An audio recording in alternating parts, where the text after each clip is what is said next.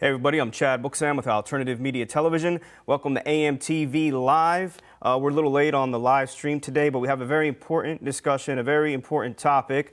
We did start a little late. There was an awesome webinar that was hosted by Christopher Green, an amazing webinar going over so much information when it comes to Ethereum, when it comes to cryptocurrency, when it comes to blockchain, new technology for us to get away from this Orwellian social media dictatorship. If you didn't get to see it, absolutely click the link below and take advantage, because soon we're going to have the video uploaded to our channel, but we have our Bitcoin courses available.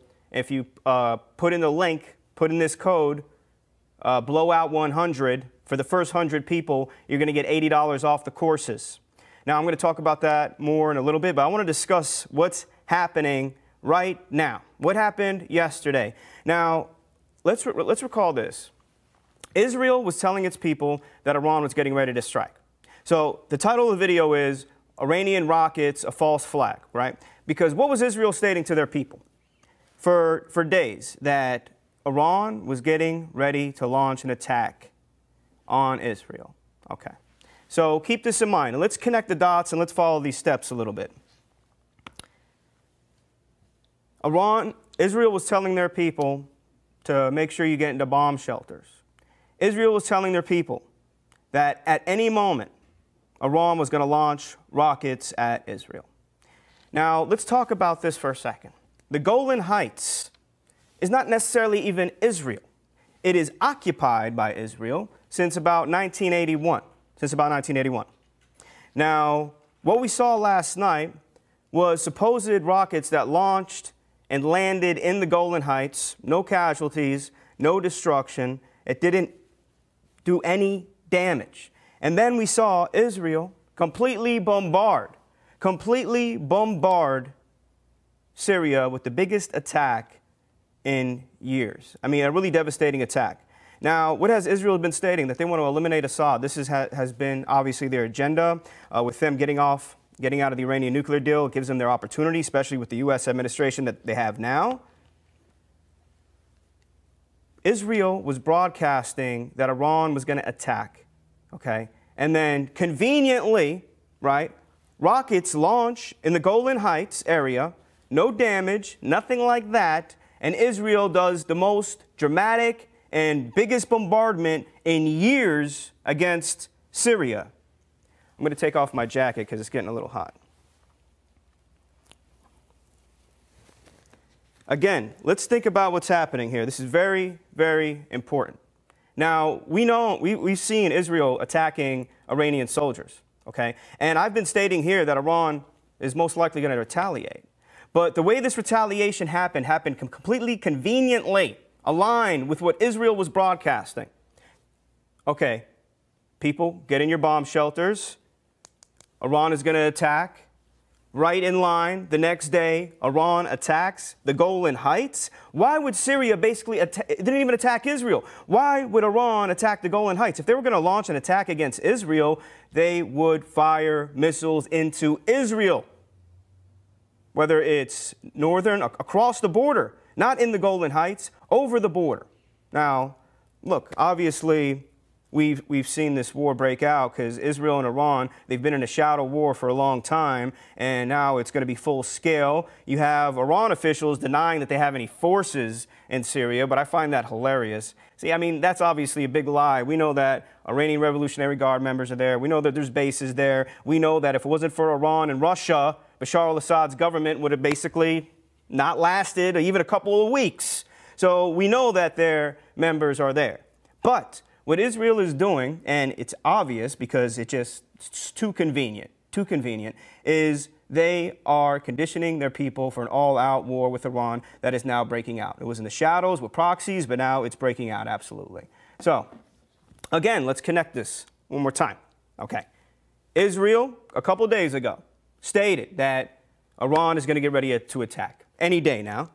Israel shuts down their airspace between the Golan Heights and the Israeli border, tells their people to get in bomb shelters, and then Iran just decides, okay, since they've prepared themselves so well, now let's launch missiles into the Golan Heights area, which is basically Syria, which is basically Syria, and this is how we're going to attack back? This is the retaliation? This is an absolute false flag for Israel to bombard Syria, which they have done and they're going to continue to do. And what did they say? Now, what did they say? We don't know if these missiles were launched, if these rockets were launched, for instance, and the Syrian army launched these rockets, okay? Israel would blame it on Iran. Why? Because they want to take out Iran. They view that as the head of the snake. What is Israel's policy in this area between the Golan Heights and Israel? What's the policy? That if a little kid throws a little firecracker, okay, if a little explosion occurs in the Golan Heights area, that they are going to automatically attack the Bashar al-Assad government and army. But now they have their opportunity because of the Iran nuclear deal, because of public opinion, because of conditioning their people, because of the plan was always to take out Assad to get to Iran. So now they blamed it on Iranian forces. And now an all-out war is breaking out between Iran and Israel. It's honestly too convenient. This doesn't seem like an Iranian-style attack, to be honest with you. And the fact that it was basically announced by Israel before it happened basically raises red flags, has false flag written all over it, in my opinion. Now again, Iranian officials are denying that they launched this attack. Look, all we know is that we've seen this chemical attack happen in Syria. That was a false flag. The United States struck, Israel struck. There's never any evidence at all. But what we do know is, for a fact, is that Israel is going to use any of these attempts, especially after this big presentation by Benjamin Netanyahu, to attack Iran. Now, what I find interesting is that Benjamin Netanyahu was meeting with Vladimir Putin for the V-Day parade. And what were they discussing? Alex is bringing the video camera a little closer. What were they discussing? See, when they meet, people think, oh, it's all peace and it's all hunky-dory, when that isn't the case at all. That isn't the case at all.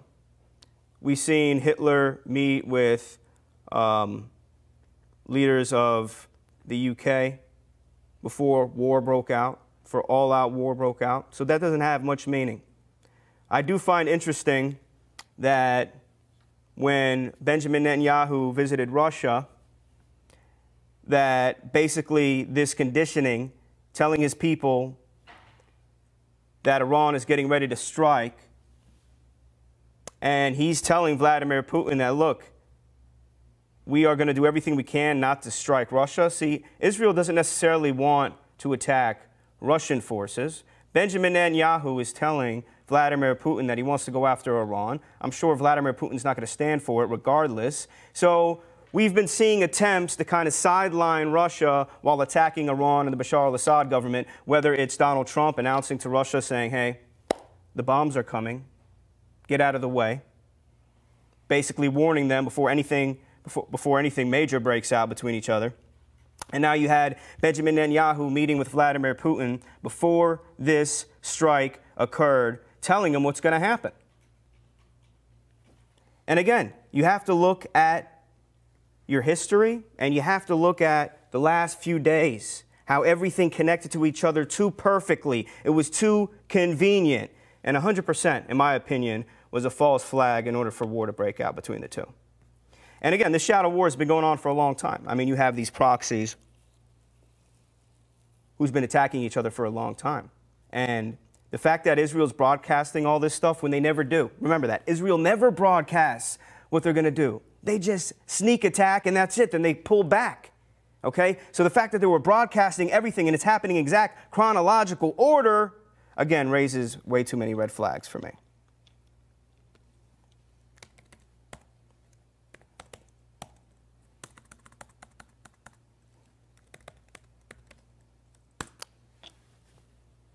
Now, Bashar al-Assad's government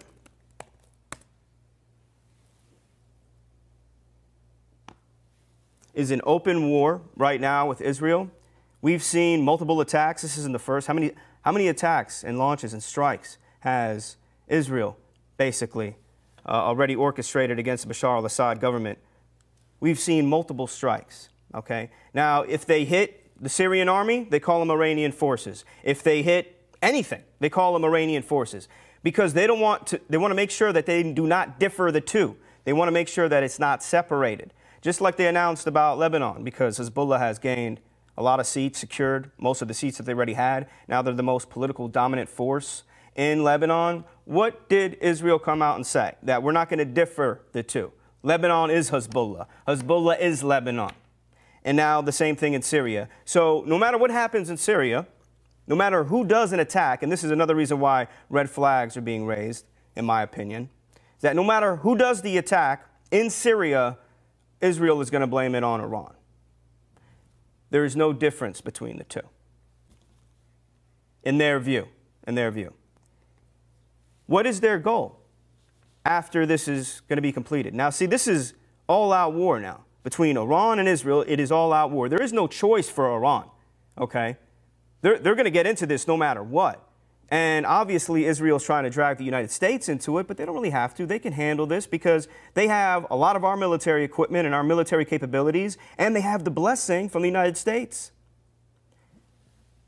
What is Israel's main goal? To go after the Ayatollah, to take down the Iranian government. And what have they stated? That if they continue to operate out of Syria, we are going to strike Tehran, the capital in Iran. Now, look. If this wasn't a false flag, okay, which, and again, connect the dots, look at what happened, then this was the worst retaliation ever. Why, again, would Iranian forces just launch some rockets in the Golan Heights area, which is Syria? It's not even attacking Israel, which is Syria, and call that a retaliatory strike. What did we see after that happened? A rain of missiles, multiple Israeli fighter jets attacking the Syrian government, the Syrian army. Because there is no, in their view, difference between the two. Now, the Middle East is so unstable. The whole place is on fire. Every country is fighting against each other. You have Saudi Arabia against Yemen. Who are the Houthi rebels in Yemen? They are an Iranian proxy, right? They are supported by Iran. Supposedly, they are firing missiles into Riyadh in the Saudi Arabian capital. Saudi Arabia has been attacking and bombarding Yemen like non-stop for a very long time. I mean, this war has been going on for a long time. You have these countries at war. You have Saudi Arabia radicalizing and sending who? Radical Sunni groups into Syria, ISIS, whatever you want to call it, okay, to fight back against Shia militias and to fight back against the Bashar al-Assad government. You have, what else? Hezbollah, who's in Lebanon, okay, in Syria fighting. So see all these countries? You have Israel attacking not only in Syria, but around the region. They have multiple wars with Hezbollah before in Lebanon. You have Russia, who's backing Iran, who is in this area. You have the United States with massive amount of weapons in this area. The entire Middle East is at war with each other. You have all of these wars in northern Africa. Okay, Libya was already taken out. That is still a hot spot for terrorists. They've been funneling weapons nonstop into Syria to keep the war going. Now, we've seen that Donald Trump said they captured five top ISIS commanders. Who created ISIS? I find this interesting, and they came from Iraq. And al-Baghdadi, how come they can never catch the leader? It's kind of interesting to me. And al-Baghdadi, he's supposedly the leader of ISIS. He's been announced, basically, that multiple times, that the United States has either captured him or he's been announced dead from a strike. We have not seen this. We have not seen him come out. Is this figure, al-Baghdadi, again, and I always look at this in this way, just a way to keep the fear of ISIS going, and the reason why we need to stay there and be there. It's a big possibility. But again, ISIS leaders, it doesn't even matter, because what is ISIS? They act like they're some organized country or group, like if you kill some leaders. These are just radicalized members who are coming from places like Saudi Arabia, coming from places all over the Middle East, and being trained by who? I'll let you guys put that in there in the comment section, in the chat box. But, okay, they've captured 5 leaders. So you're seeing this occur, and that's going to give us not a reason to pull out. That's going to give us more reason to stay. And what is Iraq? What has Iraq been doing? See, the United States is trying to completely remove any Shia influence in Iraq, which there is a lot, 100%. And Israel, at the same time, has been attempting not only to infiltrate Syria when it comes to Mossad agents, but also Iraq. We've seen this. So look at the entire Middle East, from Iraq, Syria, Lebanon, Yemen, Israel, and Iran. The entire region is at war and backed up by superpowers, and that's what a world war is. Now, let me see here. Has Israel opened a new front in Syria's war? Of course. I mean, we've seen this happen in the shadows. See, a lot of these news outlets are finally catching on, but we've been discussing it here for a long time. I mean, guys, what is the plan? I mean, does this even matter if Iran was going to make a nuclear weapon or not? Forget the Iranian nuclear deal. Forget the Iranian nuclear plan. Forget if they were making nuclear weapons or not. You think that we would not still be in this stage? You know, and I've said this. It's funny when people don't know their history, why we're at the stage that we are today. Like, take a look at Hezbollah. Why was Hezbollah even created? Because Israel was occupying southern Lebanon, which is a huge Shia population, and this group formed. Why was the Ayatollah created? Because we had a puppet government, the Shah, you guys recall this, in Iran. It was a deep state. It was a U.S. deep state puppet government.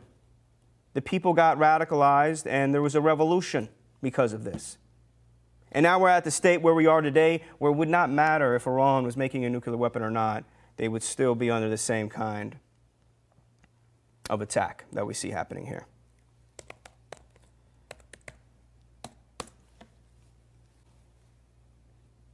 All right.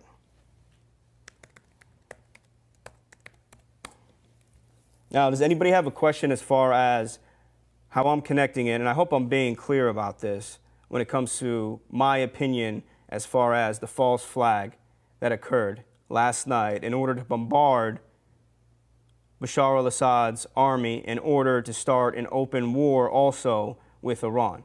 Does anybody feel like this isn't true? Does anybody feel that basically the retaliation wasn't even against Israel, that they launched rockets in where? In Syria. The Golan Heights area is occupied by Israel. Is this an Iranian attack against Israel? But this is what's being played out. This is what's being announced to the public. What was happening right after these rockets launched? And we were saying yesterday that these are early reports, that if it's true. But what were they saying all across the media? That Iran has attacked Israel, and now a whole open war has broken out.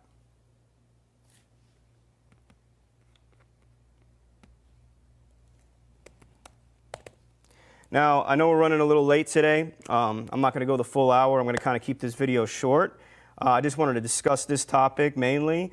I want to bring up one more thing again. If you guys didn't watch the webinar, Alex, are you guys going to upload the webinar video to YouTube? Yeah. Okay. So they're going to upload this Ethereum webinar to YouTube so you guys can watch it. A lot of great information. Chris answered a lot of questions that people were asking, you know, when it comes to dollar cost averaging, when it comes to the market cap, things of that nature, surrounding Ethereum, and not just currency. This isn't just about, look, this isn't about just currency. This is about blockchain technology, what's going to allow us to have freedom on the internet. This is the new internet. It's going to allow us to have freedom so we can speak and say the things that we want to say without getting censored by the Zuckerbergs of the world. I mean, you've seen what he's doing, right? He's basically has a whole army of snowflakes dictating what can be posted on the Facebook, flagging it and deciding what's fake news. And you know who he hires for that?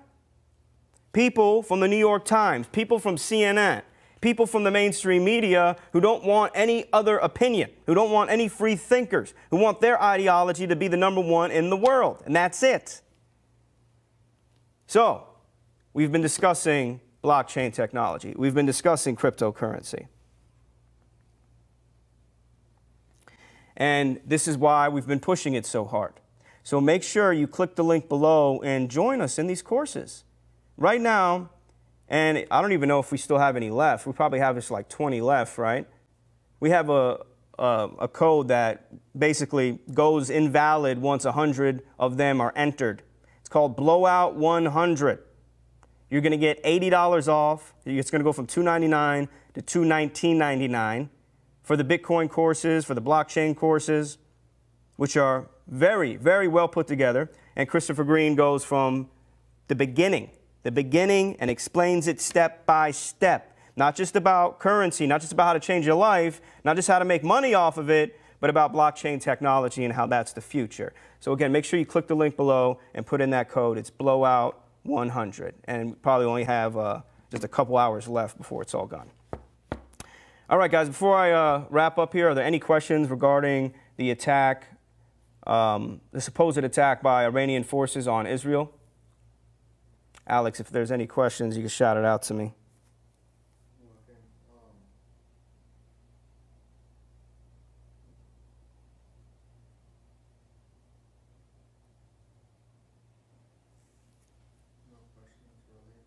Okay, guys. Well, since we started late, I'm just going to wrap it up here. I appreciate you guys for tuning in. I'm going to keep updating you on this report in the Middle East and what's going on. But remember, an all-out war has broken out between Iran and Israel. There's a lot of misinformation, and any attempt by the Iranian forces to even launch just a little firecracker at Israel, Tehran could possibly be attacked. Anyway, thank you guys so much for tuning in. Again, my name is Chad. This is AMTV, hard hitting it in your face. God bless you guys.